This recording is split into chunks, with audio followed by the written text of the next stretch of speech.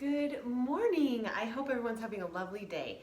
All right, for today's crock pot meal, I am whipping up some beef tacos, and these are delicious. They're amazing, they're wonderful, and they're so simple and easy. I love sharing this recipe because you can do it in a matter of 20 minutes at the most, set it and forget it, and have dinner ready when you walk in the door.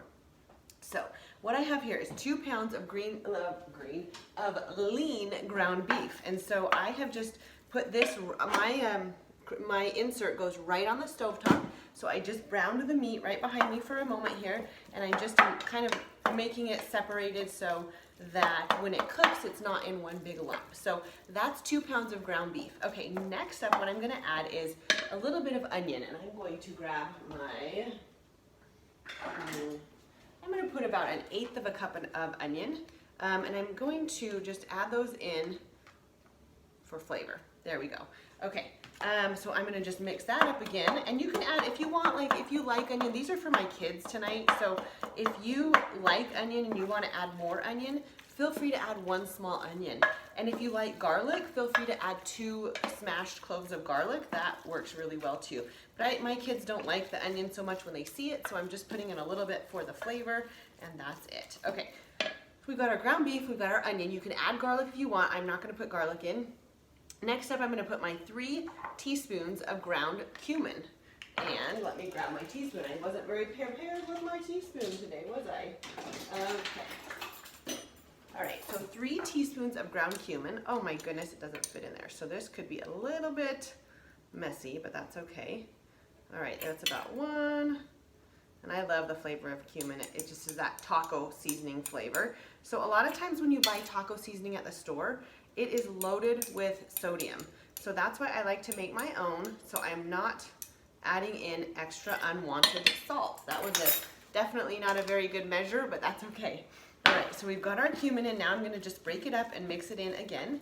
So back to seasoning from the store. If you were to buy like Lowry's or some of those seasonings at the store, some of them are low sodium, but a lot of them have so much sodium in them that for me, it's not worth it. So we love to just make our own, and it's very simple. So we have our cumin in, and next up we're gonna do our chili powder. So I'm gonna do 2 teaspoons of chili powder. Let's see if it'll fit in that one. Yeah. Okay, so 1 and 2. That's the chili powder, so that's right in. Next up, I'm gonna add in my paprika. This is just sweet paprika. And I'm gonna do 2 teaspoons of sweet paprika as well. Nope, it won't fit in that one. Okay, whoa, that's more than enough. My goodness, you guys, I need a measuring spoon that will fit in these. Does anyone have a good suggestion? Okay, so that's in. We've got not very well measured, but it will taste delicious. So we've got our paprika. Now we're gonna put in our oregano. So I'm just gonna put in 1 teaspoon of dried oregano. This is directly from the mountains of Greece. So 1 teaspoon of dried oregano. That's a heaping teaspoon, there we go. All right, next up after that, I'm gonna add in my tomato sauce. And I'm just going to be using the Pommy tomato sauce. You can make your own if you want, but I just like to get nothing but pure tomatoes here. And I'm gonna add in 1 cup of tomato sauce. So there we are, 1 cup of tomato sauce. That is in, and again, I'm just using the Pommy crushed tomatoes.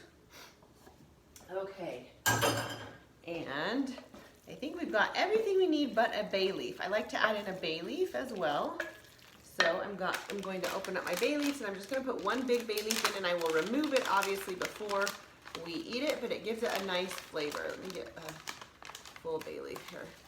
There we go, 1 bay leaf going in, and I'm going to try not to let it break because then it's harder to take out, but I've just got the bay leaf in, and I'm mixing everything up so the flavor is evenly mixed, and that is it. So now this is going to be set, and I'm gonna put it on 8 hours on low. If you wanna do it on high, you can do it 3 hours, and that works just as well. And that's it.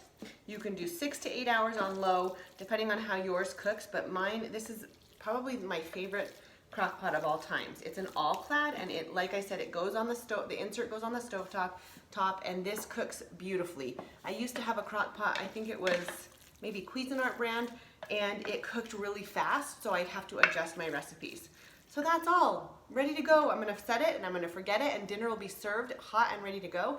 I have everything, all the condiments ready to go as well, and that's all. So if you have any questions, post the taco below and ask away. And otherwise, this is one of our favorites. It's a go-to. It's probably on our rotating meal plan. I would say at least once a month, but maybe even more often, because the kids love it, we love it, it's easy, and that's it. There you go. You can see it here in the crock pot, and tacos. All right, guys, have a good day. Bye.